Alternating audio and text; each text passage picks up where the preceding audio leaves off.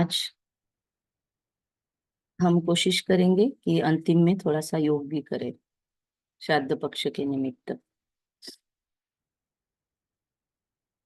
आज 25 सितंबर 2024, 25 सितंबर 2024। मीठे बच्चे, बेहद की स्कॉलरशिप लेनी है तो अभ्यास करो। क्या अभ्यास करो?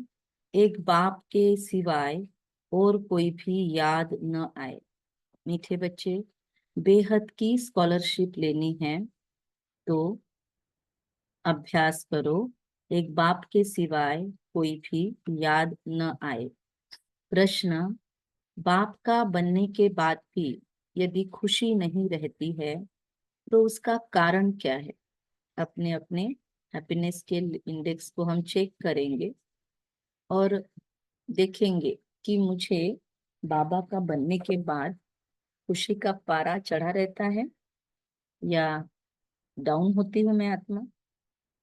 अपना जो हम चार्ट लिखते हैं या बाबा को जो हम लेटर लिखते हैं उस पे से हम ये समझ सकते हैं कि क्या हम खुशी के लेवल में कितना है। और अगर हमारे खुशी का पारा कम है तो क्यों है?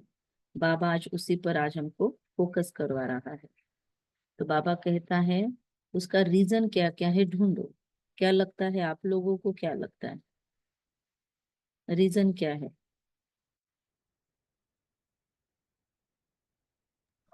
बाबा की यथार्थ याद नहीं आती है। याद यथार्थ। आती है मगर यथार्थ नहीं। ओके। और यथार्थ मतलब क्या? क्या बोलना चाहते हो? यथार्थ मीन्स व्हाट? यथार्थ यानी हम बाबा के साथ जुड़े नहीं रहते, बाबा को साथ साथ नहीं रखते हमेशा। हम्म।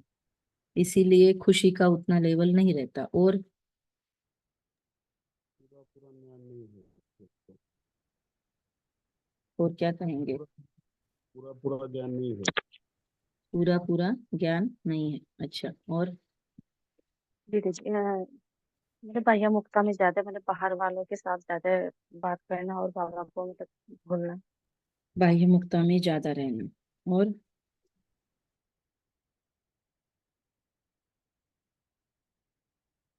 ठीक है, बाबा ने क्या बताया वो सुनते हैं ध्यान से। सबके जवाब तो राइट ही है। बुद्धि में पूरा ज्ञान नहीं रहता। बाप को यथार्थ रीति याद नहीं करते। यथा अर्थ, जैसे बाबा ने बोला था मंडे को और कल की मुरली में भी कि मैं जो हूँ जैसा हूँ मुझे याद करेंगे तो वो लेवल रहेगी। तो याद न करने के कारण माया धोखा देती है, इसीलिए खुशी नहीं रहती।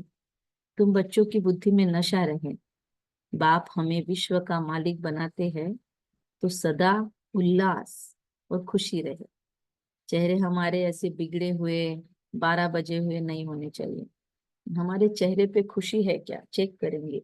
योग में ना सेल्फी मोड ऑन करके कैमरा का योग में बैठो तो चेक हो सकता है। थोड़ा जाएगा रिकॉर्डिंग का समय और स्पेस जाएगी मोबाइल की, लेकिन 4-5 दिन लगातार सेल्फी मोड ऑन कर दो और फिर बाबा को याद करने बैठ जाओ।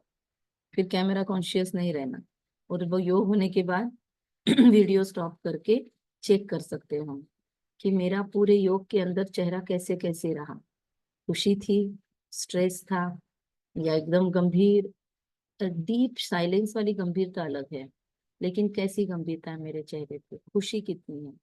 तो बाबा कहते हैं कि याद न करने के कारण माया धोखा देती है, इसीलिए खुशी नहीं रहती है। तुम बच्चों की बुद्धि में नशा रहे। बाप हमें विश्व का मालिक बनाते हैं तो सदा उल्लास और खुशी रहे। बाप का जो वर्षा है पवित्रता, सुख और शांति, इसमें फुल बनो तो खुशी रहेगी। या जानबूझकर हम थोड़ा एक आधा मेडिटेशन खुशी के लिए ही कर सकते हैं कि इस मेडिटेशन में मैं विकर्म विनाश वगैरह नहीं, सिर्फ बाबा से खुशी की ऊर्जा फील करने वाली हूँ। ओम शांति। डबल ओम शांति। ओम शांति का अर्थ तो बच्चों को अच्छी रीति मालूम है।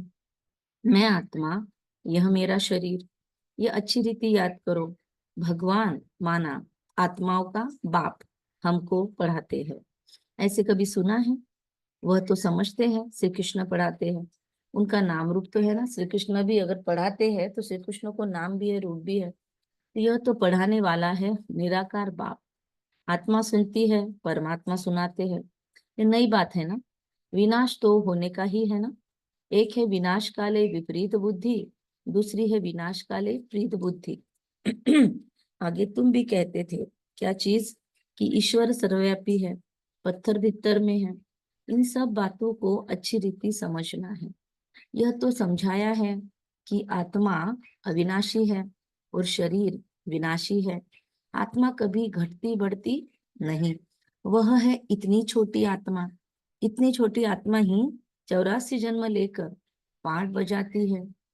कितनी छोटी आत्मा है, थोड़ा सा 5 सेकंड के लिए फील करेंगे, कितनी मतलब कितनी छोटी हूं मैं आत्मा।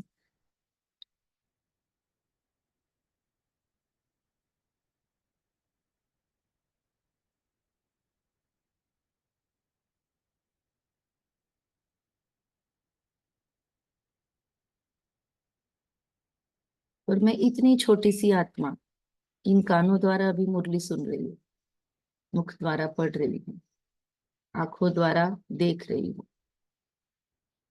मैं इतनी छोटी सी आत्मा बीज रूप बाप से कनेक्टेड हूँ। मैं इतनी छोटी सी आत्मा यहाँ भ्रुकुटी में बैठकर बुद्धि, मन, संस्कार, मेमोरी, इन सब चीजों को कंट्रोल कर रही हूँ। मैं इस मुरली का डेटा प्रोसेस कर रही हूँ अंदर। जो मुरली मेरे कानों से अंदर आ रही है, मैं उसे ब्रेन के अंदर, इंटेलेक्ट के अंदर प्रोसेस कर रही हूँ। मैं उसे अपनी बौद्धिक क्षमता से समझने का प्रयास कर रही हूँ। ये सारी प्रोसेसिंग मैं आत्मा करवा रही हूँ। मेरे द्वारा ये शरीर मेरी एक ऑर्डर द्वारा स्थिर बैठा हुआ है। ये सब कुछ करवाने वाली मैं एकदम स्टार बिंदु रूप आत्मा। मैं आत्मा अब ऑर्डर करती हूँ, फिर से मैं मुरली सुना रही हूँ, खुद को समझा रही हूँ। और साथ साथ मैं मेरे बौद्धिक आंखों के द्वारा परमात्मा पिता को सुप्रीम टीचर के रूप में विजुलाइज भी कर रही हूँ। कितने सारे काम मैं आत्मा एक साथ कर रही हूँ। किया किसने किसने फील किया ये? आ जाइए वापस। तो इतनी छोटी सी आत्मा 84 जन्म लेकर सारा पाठ बजाती है। किसने किसने अभी किया ये आत्मिक स्वरूप का अनुभव, फील किया, कनेक्ट कर पाए?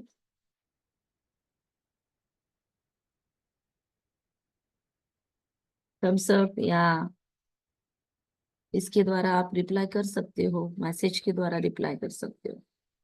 आत्मा शरीर को चलाती है।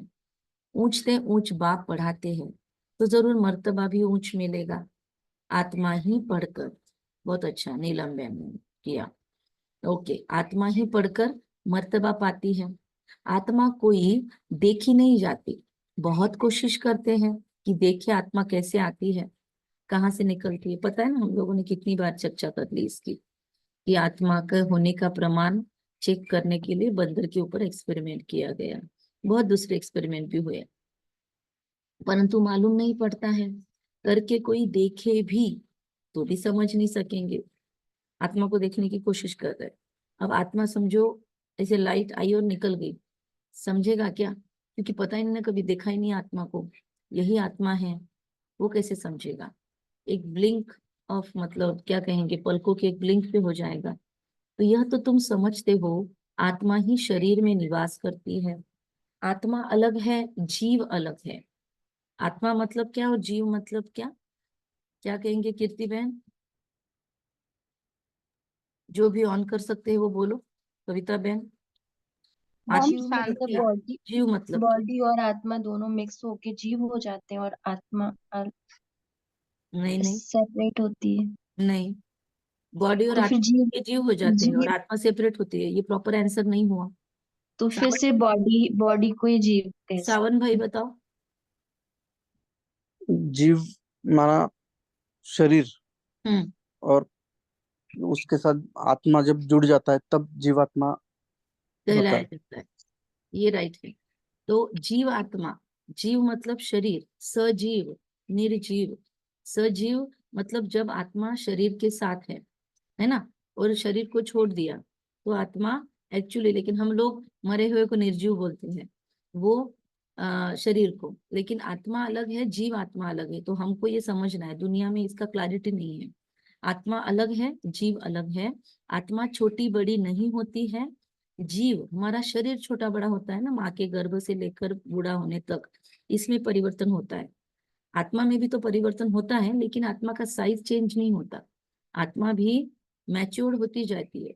हर जन्म में आत्मा और आगे और आगे और आगे बढ़ती है अपनी जर्नी में।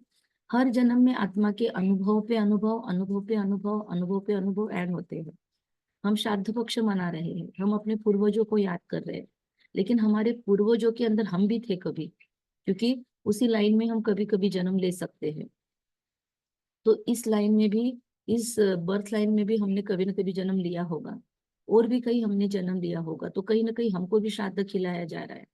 यहाँ पे हम खिला रहे हैं श्राद्ध, कहीं हमारे नाम से भी श्राद्ध हो रहा है।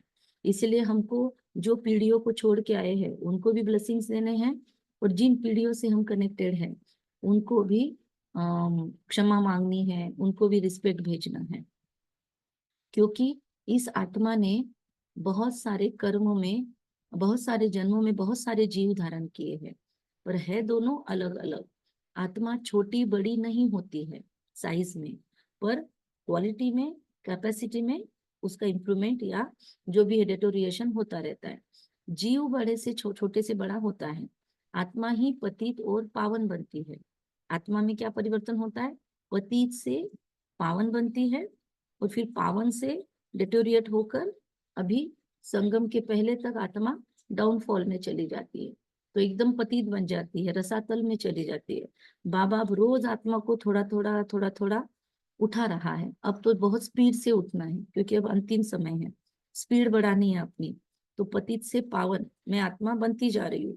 आत्मा ही बाप को बुलाती है, हे पतित आत्माओं को पावन बनाने वाले बाबा आओ। क्या पुकारते हैं? बोलो दिल से, अपने घर में आह्वान करो बाबा का, माइक खोल के भी बोल सकते हो। हे पतित आत्माओं को, हे मुझ आत्मा को पावन बनाने वाले बाबा आओ। आओ। इस घर के अधिपति इस घर में पधारो। ऑफिस में होंगे, जहाँ पे भी होंगे, तो हे इस घर के अधिपति, इस ऑफिस के अधिपति पधारो। पतित पावन बाबा मेरी जिंदगी में पधारो, मेरी स्मृतियों में बाबा मेरी जिंदगी में पधारो।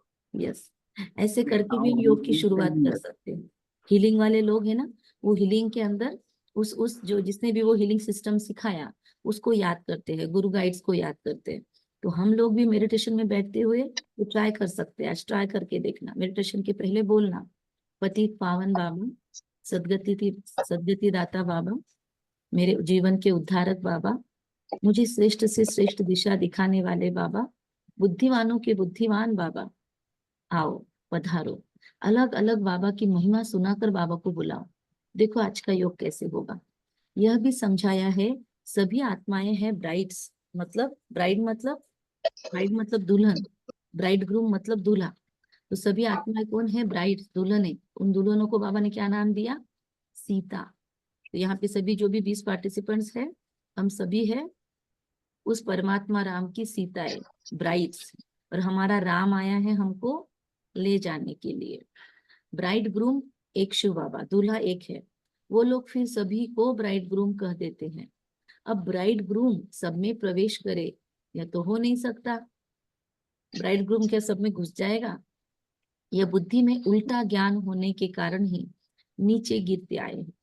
परमात्मा को सर्वव्यापी कहना नीचे गिरते आए हैं। हर जगह हर कदम पर बाबा मेरे साथ है, ये हम ब्राह्मणों का वाक्य होना चाहिए, न कि मेरे रग रग में उसकी याद है, ये हम बोल सकते हैं। लेकिन मेरे कण कण में बाबा व्याप्त है, रॉन्ग। सर्वव्यापी है बाबा, रॉन्ग है ना। तो स्टार्टिंग में जो गीत लगाया था कि सर्वव्यापी नहीं है, वो सर्वशक्तिवान है, हर क्षण हर पल मेरा साथ निभाता है। इसीलिए मुझे फील होता है कि जैसे हर जगह मेरे साथ है, लेकिन इसका मतलब वो हर जगह में व्याप्त नहीं है। वो तो हमारी भावनाओं की पराकाष्ठा है। ये बुद्धि में उल्टा ज्ञान होने के कारण नीचे गिरते आए हैं, बहुत ग्लानि करते हैं। हम बहुत खुशी से शौक से बाबा को ऐसे कहते हैं कि हर जगह तुझे, मतलब हर जगह वही है, लेकिन बाबा को वो अच्छा नहीं लगता, बाबा को वो ग्लानि लगती है। पाप करते हैं, डिफेम करते हैं, बाप की बहुत भारी निंदा की है। बाबा को सर्वव्यापी शब्द तो सबसे ज्यादा अनफेवरेट है, बिल्कुल पसंद नहीं है बाबा को। यत्र तत्र सर्वत्र भगवान है, तुम में मुझ में सब में परमात्मा है, यहाँ वहां सब में परमात्मा, ये बाबा को शब्द गलती से भी पसंद नहीं है। बाबा ने इसको क्या क्या बोल दिया, पाप, डिफेम, निंदा, भारी निंदा। बाप, बच्चे कभी बाप की ग्लानि करेंगे क्या? नीलम, ऑडियो ऑन है आपका। बच्चे कभी बाप की ग्लानि करेंगे क्या? परंतु आजकल बिगड़ते हैं तो बाप को भी गाली देने लगते हैं। यह तो है बेहद का बाप। वैसे जनरल टर्म्स में अपने बाप को कोई गाली नहीं देता, मतलब अपने बाप की निंदा कोई नहीं करेंगे, कैसे भी हो जाए। पिता अगर शराब भी पीते हैं आज, तो भी अपने बाप की निंदा कोई नहीं सुनना चाहेंगे। लेकिन बाबा कहते हैं हमारा बाप तो कितना पावरफुल, वंडरफुल है, तो हमने तो उसकी निंदा कभी नहीं करवानी चाहिए। यह तो बेहद का बाप है। आत्मा ही बेहद के बाप की ग्लानि करती है। बाबा आप कच्छ अवतार हो। हमने बाबा को कितना सोफिस्टिकेटेड और अलग अलग लैंग्वेज में अपमानित किया, क्या क्या बोला, देखो बाबा सुना रहा है। बाबा बोलता है, हम बोलते हैं बाबा को, बाबा आप कच्छ अवतार हो, मतलब आप कच्छ में भी हो, कच्छ मतलब कछुआ, आप मच्छ में भी हो, आप मच्छी भी हो, है ना, आप वराह हो, मतलब आप सुअर हो, बाबा आप मिट्टी में भी हो। मतलब हमने बाबा को कहीं पे भी नहीं छोड़ा अपमानित करने का। श्री कृष्ण की भी ग्लानि की है, रानियों को भगाया, 16,108 रानियां की, फिर वस्त्र छीने, गोपियों के घर में जाके माखन के हंडे फोड़े, तो कितना प्यार के नाम पर बदनामी कर दी। तो प्यार भी प्रॉपर होना चाहिए, ऐसा बाबा सिखा रहा है। अगर किसी को प्यार भी जताना है तो शब्द प्रॉपर होने चाहिए, है ना। पगला कहीं का, मूर्ख कहीं का, ऐसे बोल के करेंगे तो सामने वाला खुश थोड़ी होगा।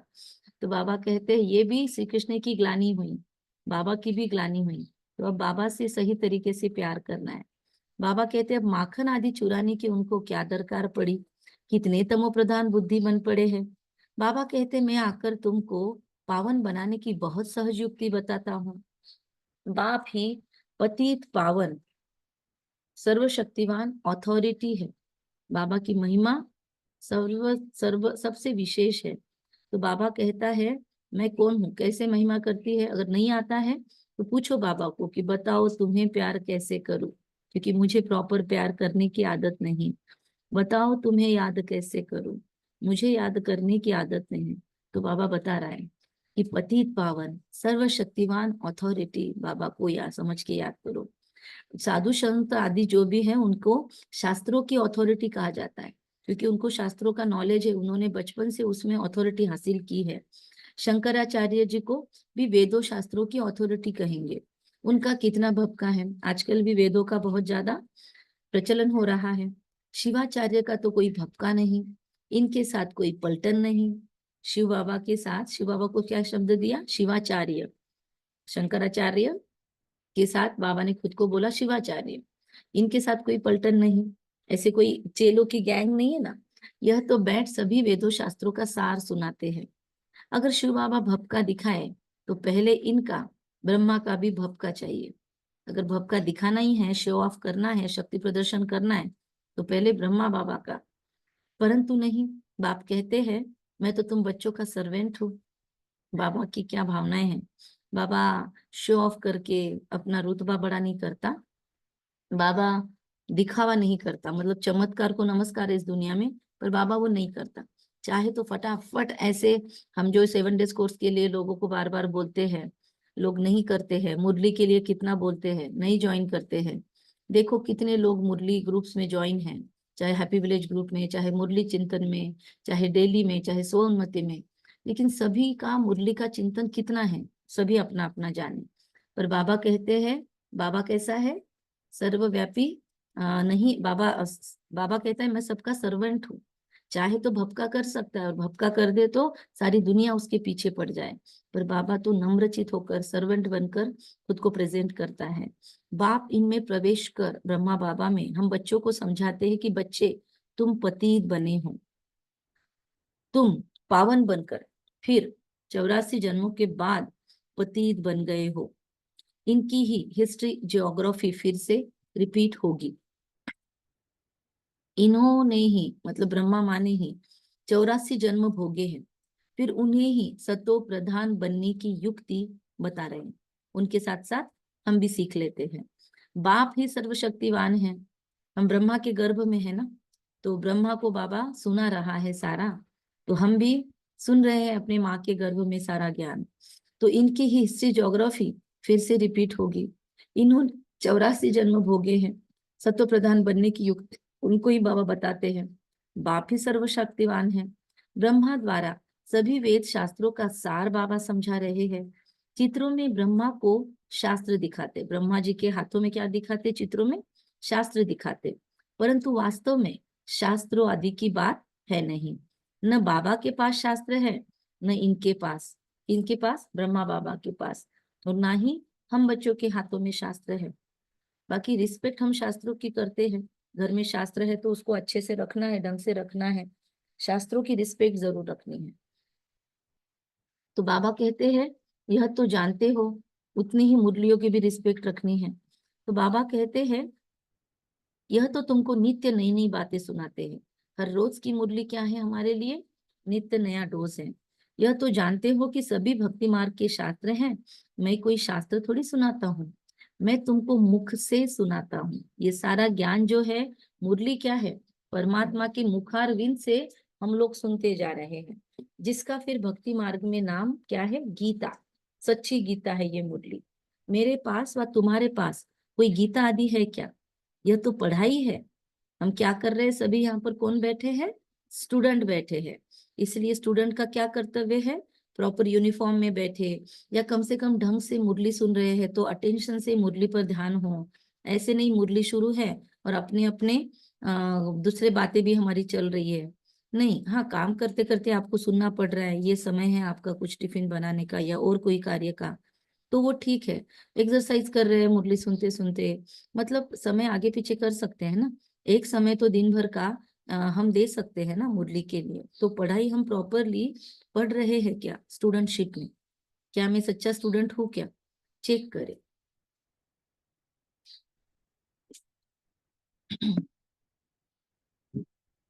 पढ़ाई में अध्याय श्लोक आदि थोड़े होते हैं, पढ़ाई में अध्याय श्लोक आदि नहीं होते, बाबा का कहना है। बाबा कहता है मैं तुम बच्चों को पढ़ाता हूँ, हूबहू कल्प कल्प ऐसे पढ़ाता रहूंगा, ये रिपीटेशन ऐसे ही होते रहेगी।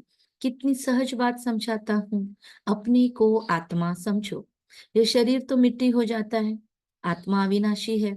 शरीर तो घड़ी घड़ी चलता रहता है, सॉरी जलता रहता है। आत्मा एक शरीर छोड़ दूसरा लेती है, तो हर बार हमने अभी तक कितने जन्म लिए होंगे, समझो हमने पूरे 84 जन्म नहीं भी लिए, 83 लिए, तो भी हमारा 82 लिए या 70 या कितने भी लिए होंगे। तो हर जन्म में मौत तो हुई है, और मौत के बाद हमारे शरीरों को जलाया गया। तो हमने कितनी बार उस अग्निदाह को स्वीकार करवाया अपने शरीर को। आत्मा शरीर से अटैच होती है, तो भले 21 जन्म सतयुग त्रेता युग के हमने वो दर्द नहीं हुआ हमको, लेकिन द्वापर युग से तो हम शरीरों में अटैच ही थे, तो द्वापर युग से तो अग्निदाह को हमने एक्सेप्ट भी किया होगा। क्योंकि आत्मा अटैच होती है तो आत्मा देखती है मेरे शरीर को जलाया जा रहा है, मेरे शरीर का अंतिम संस्कार हो रहा है, मेरे पीछे कौन कौन आ रहे हैं बैठने को, घर पे देखने को, या फिर दुख में। तो ये सब आत्मा ने कितनी बार हमने सहन किया है। तो मृत्यु हमारे लिए नहीं है क्या, मृत्यु हमारे लिए बहुत कॉमन है। हमने कितनी बार मौत को फेस किया है, तो जब भी मृत्यु आएगी तो हमने रिपीट ही करना है, क्या बड़ी बात है। तो शिवरात्रि भी मनाते हैं। बाबा कहते हैं वास्तव में होना चाहिए शिव जयंती, परंतु जयंती कहने से माता के गर्भ से जन्म हो जाता है, इसलिए बाबा को शिव जयंती भी आज पसंद नहीं है। बाबा बोल रहा है शिवरात्रि कह देते हैं, क्योंकि जन्म नहीं लेता किसी माँ के गर्भ से शिव बाबा। द्वापर कलयुग की रात्रि में मेरे को ढूंढते हैं, कहते हैं सर्वव्यापी है, तो तेरे में भी है ना, फिर धक्के क्यों खाते हो। अगर सर्वव्यापी है शिव बाबा, चलो मान लेते हैं, तो फिर धक्के क्यों खा रहे हो भाई साहब आप? अगर शिव बाबा सर्वव्यापी है, तो जैसे इधर उधर है, मंदिरों में मस्जिदों में है, तो आप में भी तो है शिव बाबा। तो रोज उठकर खुद पे जल क्यों नहीं चढ़ा लेते? बाबा कहते हैं सर्वव्यापी है तो तेरे में भी है ना, फिर धक्का क्यों खाते हो? एकदम जैसे देवता से आसुरी संप्रदाय बन जाते हैं। देवताएं कभी शराब पीते हैं क्या? वही आत्माएं फिर गिरी है तो शराब आदि पीने लग पड़ी है। बाबा कहते हैं अब इस पुरानी दुनिया का विनाश भी जरूर होना है। लोगों ने दिखा दिया कि सुर असुर भी क्या करते हैं, मदिरापान करते हैं। ऐसा मदिरापान कोई होता नहीं है। पुरानी दुनिया में है अनेक धर्म, नई दुनिया में एक धर्म।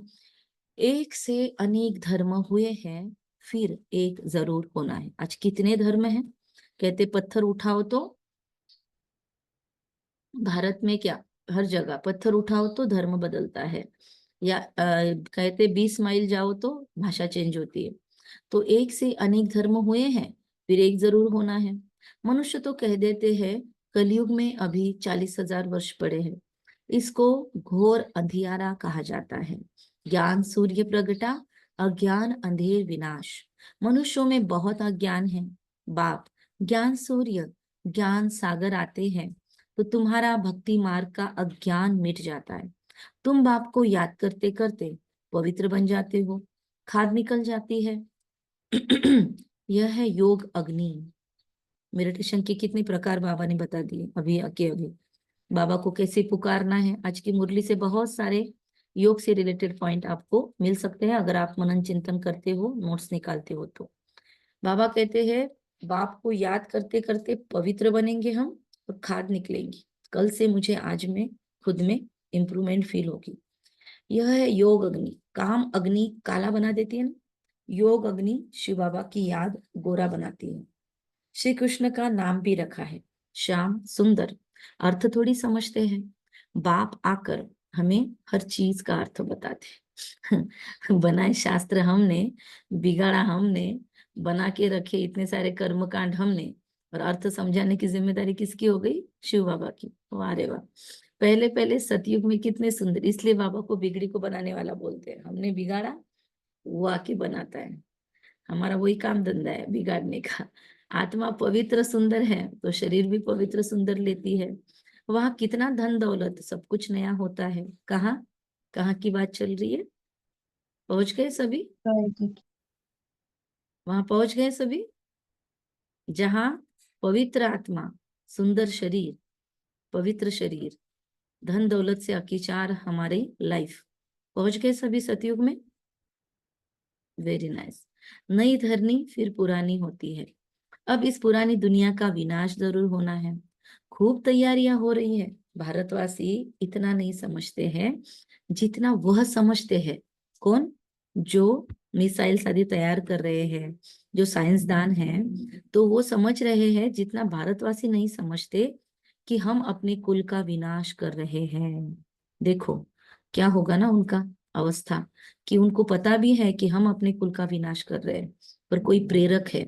साइंस द्वारा हम अपना ही विनाश लाते हैं। यह भी समझते हैं क्राइस्ट से 3000 वर्ष पहले पैराडाइज था। इन गॉड गॉडेस का राज्य था। भारत ही प्राचीन था। इस राजयोग से लक्ष्मी नारायण ऐसे बने थे। वह राजयोग फिर बाप ही सिखला सकते हैं, सन्यासी सिखला ना सके। आजकल कितनी ठगी लगी पड़ी है ना? बाहर की दुनिया में तो बहुत ठगी है। बाहर में जाकर कहते हैं हम भारत का प्राचीन योग सिखलाते हैं। हमने भी आपको बताया था ना, ऐसे लोगों को मिले हैं हम। जाते हैं जर्मनी जापान में और वहां जाकर बोलते हैं भारत का प्राचीन योग हम सिखाते हैं। हमने उनको बोला अंकल आप क्या सिखाते हो? जर्मनी में जाते हो तो उनके पास फॉरेनर्स आते रहते हैं, हमारे कॉलोनी में ही है। तो हमने उनको पूछा कि हमको भी सिखाइए, तो कहते नहीं आप करते हो ना राजयोग, वही करो। हमने बोला नहीं, आपका सीखना था स्टाइल क्या है, मुझे पसंद है वैरायटी योग सीखना, पर उन्होंने आज तक सिखाया नहीं। 20 साल से हम उनको बोल रहे हैं पर उन्होंने सिखाया नहीं। मतलब क्या सिखाते होंगे सोचो। अगर सच में कॉन्फिडेंस होता अपने योग के स्टाइल पे तो सिखाते थे हमको।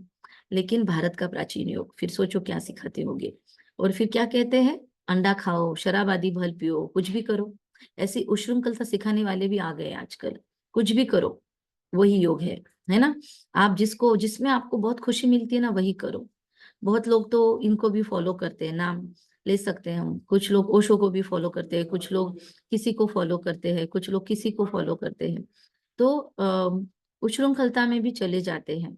वो आत्मा ने कहा है लास्ट में, ओशो को भी अगर फॉलो करते हैं तो ओशो ने भी लास्ट में यही कहा है, रजनीश ने भी, कि कोई भी आपकी वासनाएं हैं वो अतृप्त ही रहेगी, वासनाएं कभी तृप्त होती नहीं है। लेकिन लोगों ने ओशो को कैसे फॉलो किया कि ओशो ने कहा है अति में जाओ, कोई भी विकार आया तो वो अति में कर लो, गुस्सा आया तो बहुत गुस्सा कर लो। ऐसे नहीं कहा है, उन्होंने ये कहा है कि ये वासनाएं आप कितनी भी कर लो, करके देख लो। वो ऐसे चैलेंज करते थे कि करके देख लो, क्या आपको संतुष्टि आती है? इंसान एक बार थक हार के फिर से अपने ओरिजिनल स्वरूप में आ जाए, इसीलिए बोला था। लेकिन उनको डिटेल में कोई नहीं समझ सकता, तो आत्माएं बस अपने फायदे का ले लेते हैं। तो बाबा कहते हैं फिर ऊपर ऊपर का लेंगे, अंडा खा लो, शराब आदि पी लो, कुछ भी करो, कुछ नहीं होता। मतलब क्या, क्यों क्यों ऐसा सोचते हैं? ये मान्यता क्यों आई? अंडा खा ले, शराब आदि पी ले तो भी कुछ नहीं प्रॉब्लम है, क्योंकि आत्मा को निर्लेप समझते हैं। वो समझते हैं लेप शरीर पे चढ़ते हैं, गंगा पे जाके धो सकते हैं, इसीलिए शरीर को कुछ भी खिला दिया पिला दिया और शरीर को जाके धो के आ गए, बात खत्म। पूरा साल भर प्रॉब्लम्स क्रिएट करने के, पाप करने के, और एक बार जाके धो के आ जाना, हो गया खत्म। विपश्यना करके आ जाओ, एक बार जाके मेडिटेशन का योग ये करके आ जाओ, शिविर करके आ जाओ, हो गए, पाप धुल गए। गंगा नहा के आ जाओ।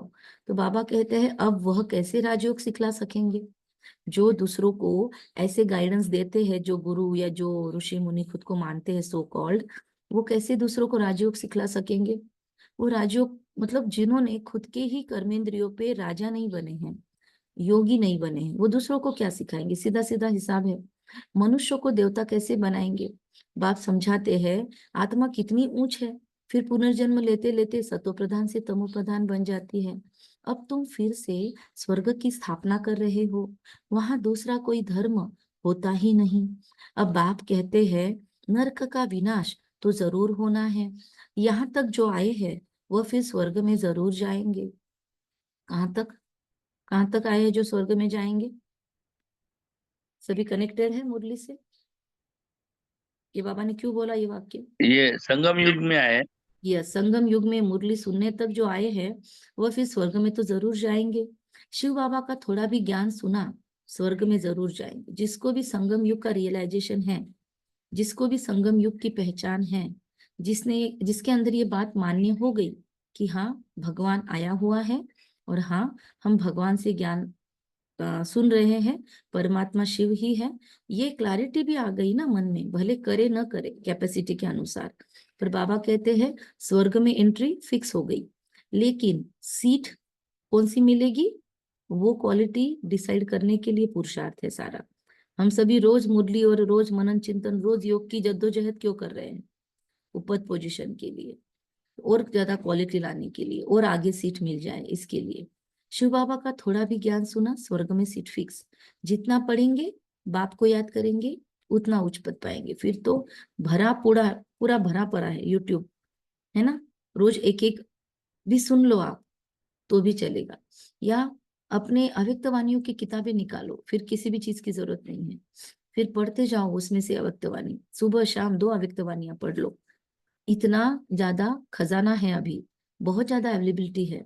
लेकिन जितना पढ़ेंगे, बाप को याद करेंगे, ऊंच पद पाएंगे। लेकिन अपनी बुद्धि का बैलेंस रखना, जहाँ बहुत ज्यादा टू मच भी कोई चीज नहीं होनी चाहिए, साथ साथ में अनुभूति भी होनी चाहिए। और वर्णन नहीं करना, कैसा पुरुषार्थ कर रहे हैं वर्णन नहीं करना।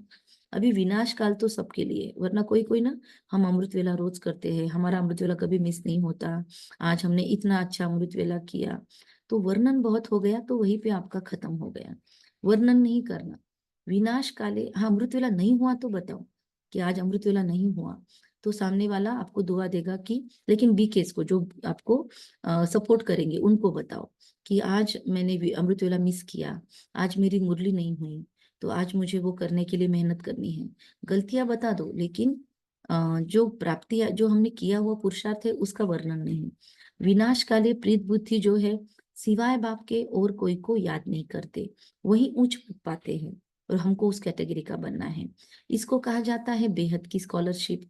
इसमें तो रेस करनी चाहिए, दौड़ना है। यहाँ पे जो भी 22 लोग ज्वाइन है, सबको एक दूजे से रेस करनी है।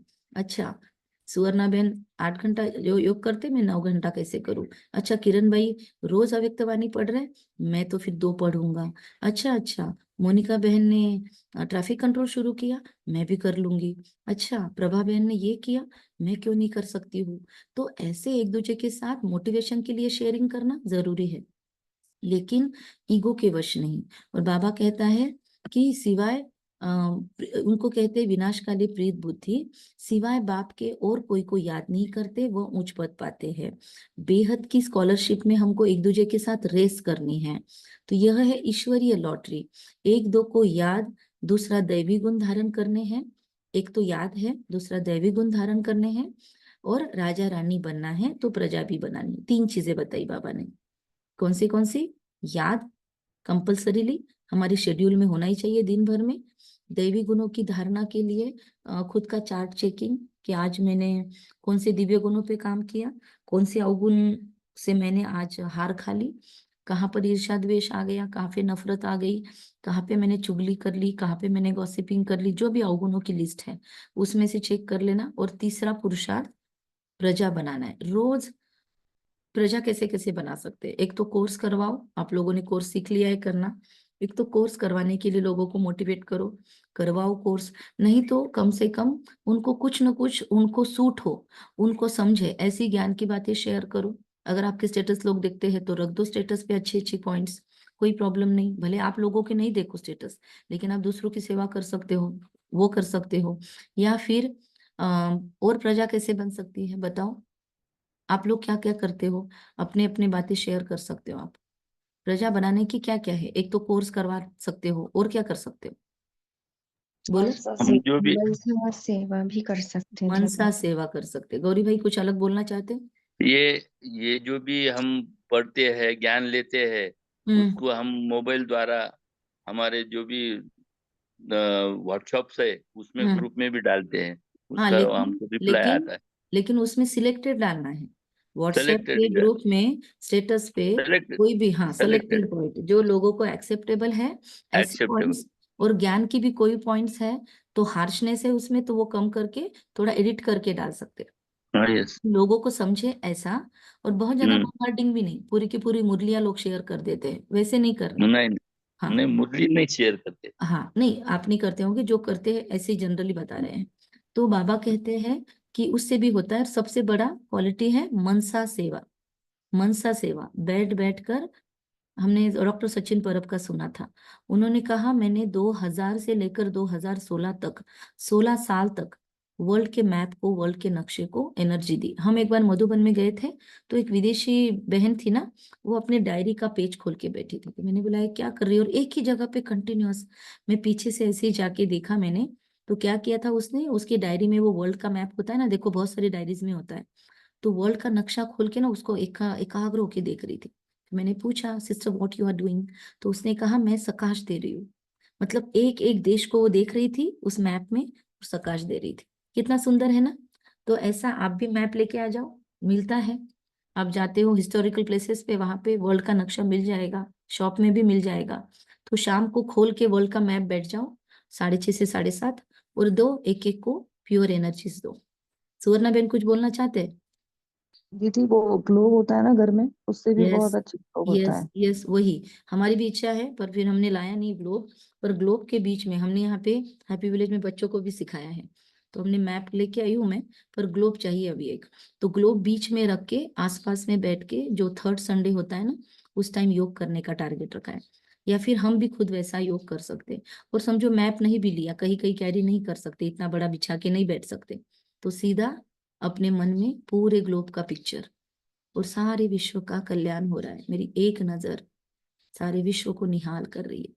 बाबा के जो जो बच्चे अभी भी तरस रहे हैं, भटक रहे हैं यहाँ वहां पर, इस उस मंदिर में, गिरजाघरों में, मस्जिदों में, भगवान को ढूंढ रहे हैं, ईश्वर अल्लाह परवरदिगार रब के नाम से, उन सबको बाबा की प्योर एनर्जीज जा रही है। उनके नजदीक पास जो भी बीके भाई बहने हैं, वो उनके कांटेक्ट में आ रहे हैं। उनके आसपास में जो भी बाबा के सेंटर्स हैं, वो सेंटर से उनको खींच हो रही है, और वो खुद ब खुद उनके पैर उधर मुड़ रहे हैं।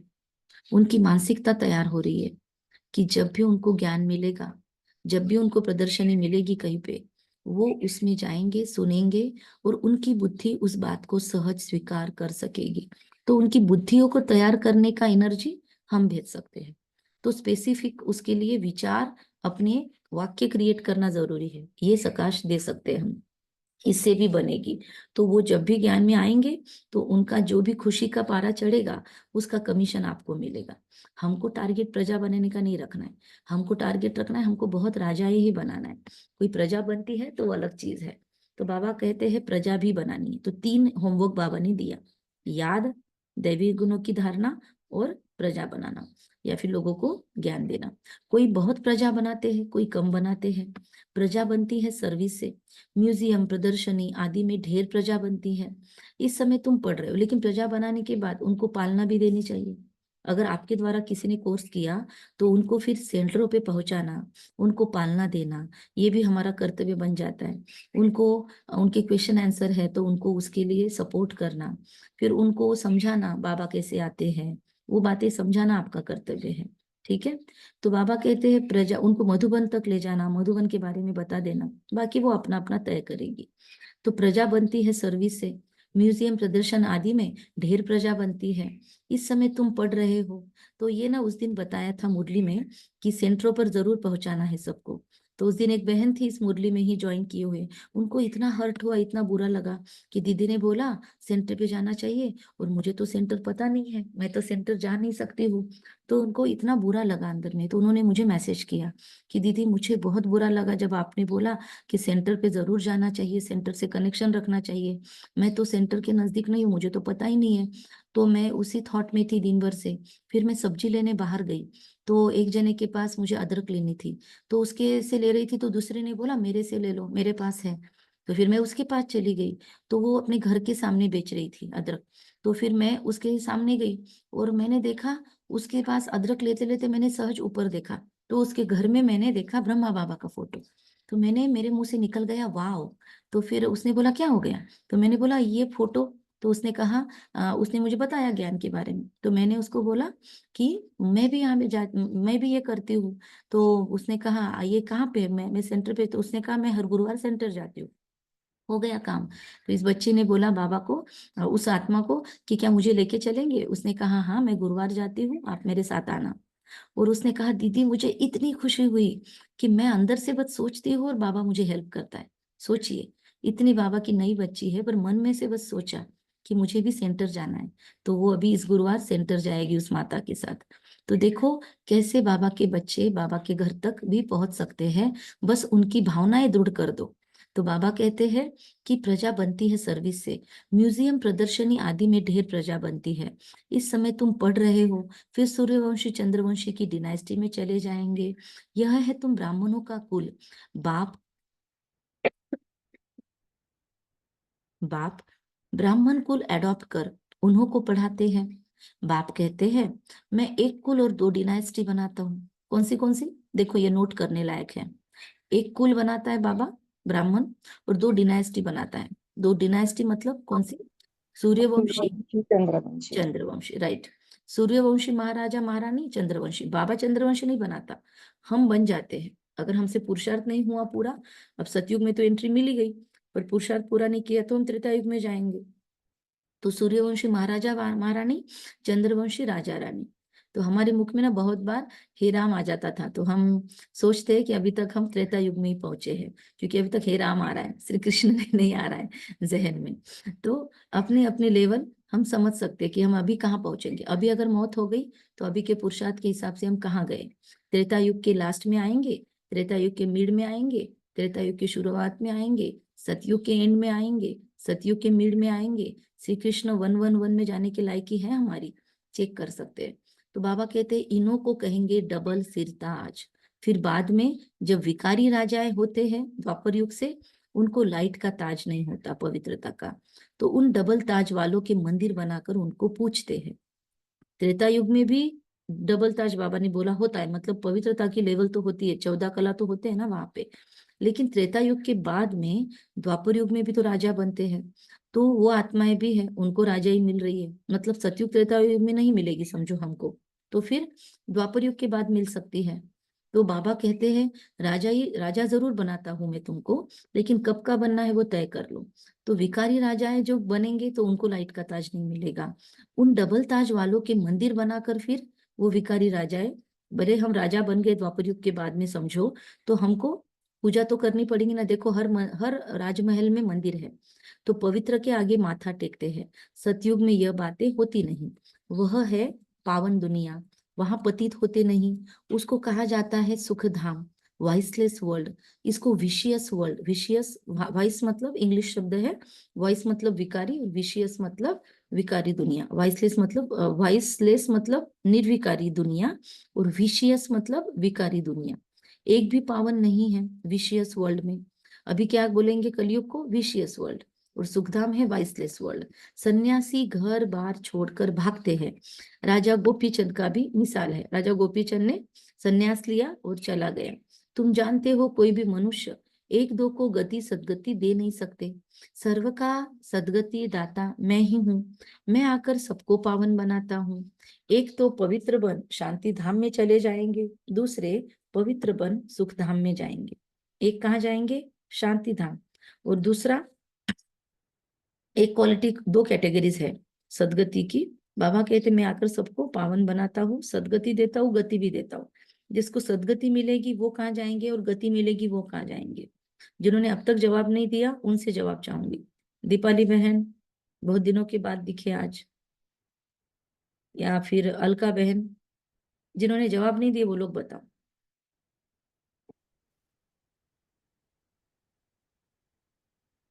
गति और सदगति बाबा ने कहा, तो गति वाले किधर जाएंगे, सदगति वाले किधर जाएंगे? जिनका नाम लिया है पहले वो बताओ, वरना कविता बहन का ऑडियो ऑन है, उनको बोल सकते हैं हम।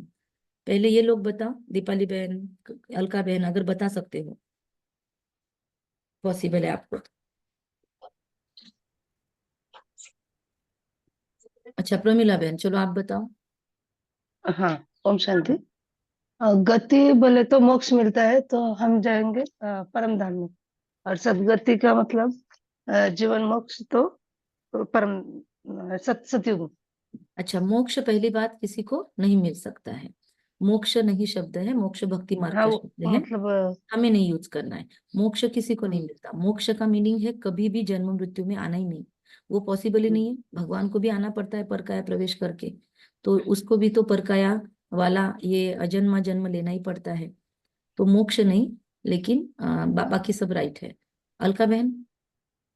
सदगति यानी डायरेक्ट बाबा के पास जाना। अच्छा, और गति मतलब?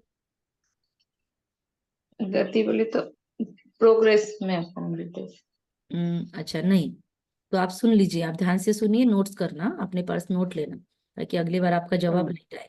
कविता बहन बताओ। ओम शांति। मोक्ष ये हम लोग जब जाते हैं शांति धाम में जाएंगे सतगति वाले, और अच्छा, गति वाले सुख धाम में जाएंगे। ये भी गलत बाबा जवाब है। सबको लेके जाएगा। नहीं, ये भी गलत जवाब है। गति वाले इसमें जाएंगे। ये अभी आप सुन जैसे लीजिए हाँ, सभी। गति मतलब परम धाम जाना, गति परम मतलब धाम। सतयुग नहीं। कविता बहन भी सुन लो, नोट करो सभी अपने पास। गति मतलब, ओके, गति मतलब परम धाम। परम धाम। और सदगति मतलब गति के साथ और सतयुग भी मिलता है हमको एक्स्ट्रा। तो परम धाम तो सबको फ्री में मिलेगा। सतयुग में जाने वाले को परम धाम फ्री में है, बोनस है आपको।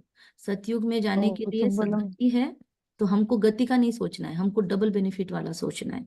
सदगति मतलब परम धाम में जाकर फिर सतयुग में आना, और गति मतलब सिर्फ परम धाम में जाके टिकना, और अपने हिसाब से जब जब अपने को जन्म लेना है कर्मों के हिसाब से वैसे एंट्री करना नीचे।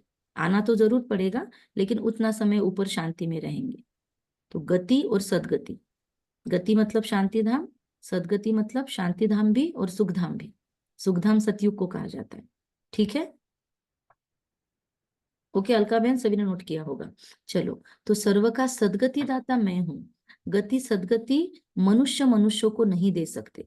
मतलब हम परम धाम भी, किसी का खून भी कर दे कोई, तो कोई किसी को भेज थोड़ी सकता है परम धाम, है ना? तो परम धाम भी कोई भेज नहीं सकता किसी को, और सतयुग में तो कोई भी किसी को भेज नहीं सकता।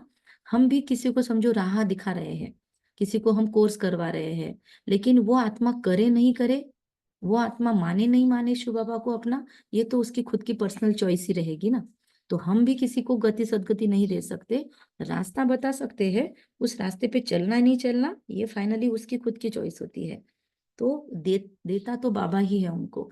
जब तक वो बाबा को अपना नहीं समझेगा, वो आत्मा जिसका भी हम कोर्स करवा रहे हैं, तब तक वो नहीं पहुंचेगा ना गति में ना सदगति में। परमात्मा को तो मानना कंपलसरी है, उसके सिवाय परम धाम में एंट्री नहीं है। कैसे भी मानो, अल्लाह मानो, ईश्वर मानो, मानना कंपलसरी है कि वो परमात्मा दुनिया को चलाता है। नास्तिक भी हो उसको भी मानना पड़ेगा कि दुनिया खुद ब खुद नहीं चलती, केवल कर्मों की गति पे नहीं चलती, इसको बनाने वाला कोई है, ये कंपलसरी मानना ही पड़ेगा, तब गति मिलेगी। और जो मानेंगे कि वो मेरा बाप है और फिर पुरुषार्थ करेंगे, उनको सदगति मिलेगी। तो बाबा कहते हैं सर्व का सदगति दाता मैं ही हूँ, मैं आकर सबको पावन बनाता हूँ। एक तो पवित्र बन शांति धाम में चले जाएंगे, दूसरे पवित्र बन सुख धाम में जाएंगे। यह अपवित्र दुख धाम है। सतयुग में बीमारी आदि कुछ भी नहीं होती। तुम उस सुख धाम के मालिक थे, फिर रावण राज्य में दुख धाम के मालिक बने हो।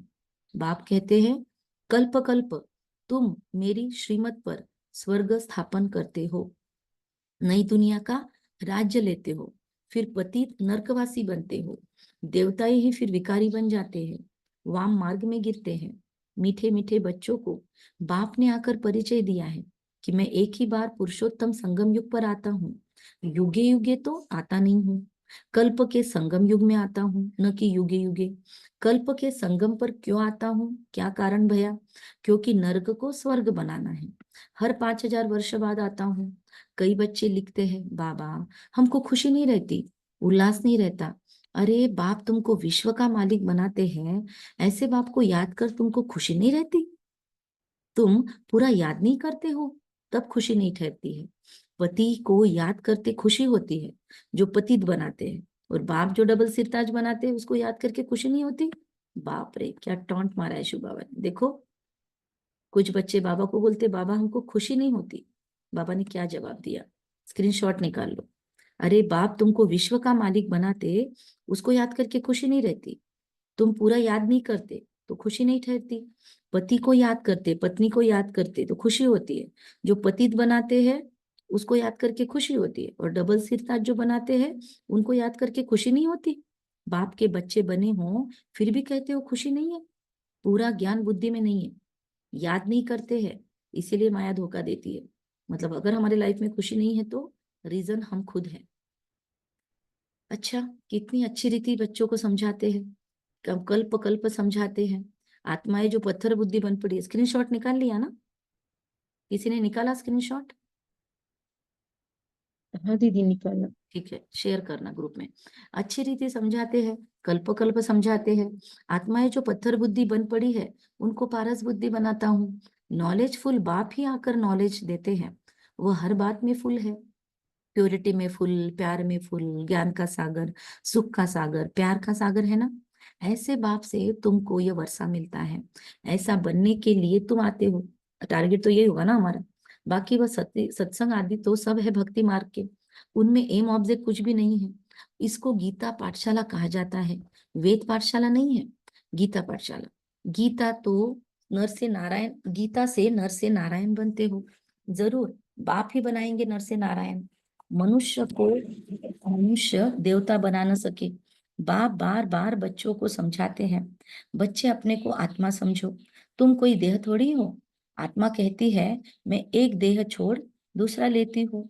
अच्छा मीठे मीठे सिखिल दे बच्चों प्रति माता पिता बाप दादा का याद प्यार और गुड मॉर्निंग। रूहानी बाप की हम रूहानी बच्चों को नमस्ते। हम लास्ट में कोई रुक सकते हैं तो रुक सकते हैं, तो रुकना 10 मिनट योग करेंगे। मीठे मीठे सिखिल दे बच्चों प्रति माता पिता बाप दादा का याद प्यार और गुड मॉर्निंग। रूहानी बाप की रूहानी बच्चों को नमस्ते। हम रूहानी बच्चों की रूहानी माता पिता बाप दादा को याद प्यार गुड मॉर्निंग नमस्ते नमस्ते। वाह बाबा वाह, शुक्रिया बाबा शुक्रिया। वाह ड्रामा वाह, वाह मुझ आत्मा का श्रेष्ठ से श्रेष्ठ भाग्यवान।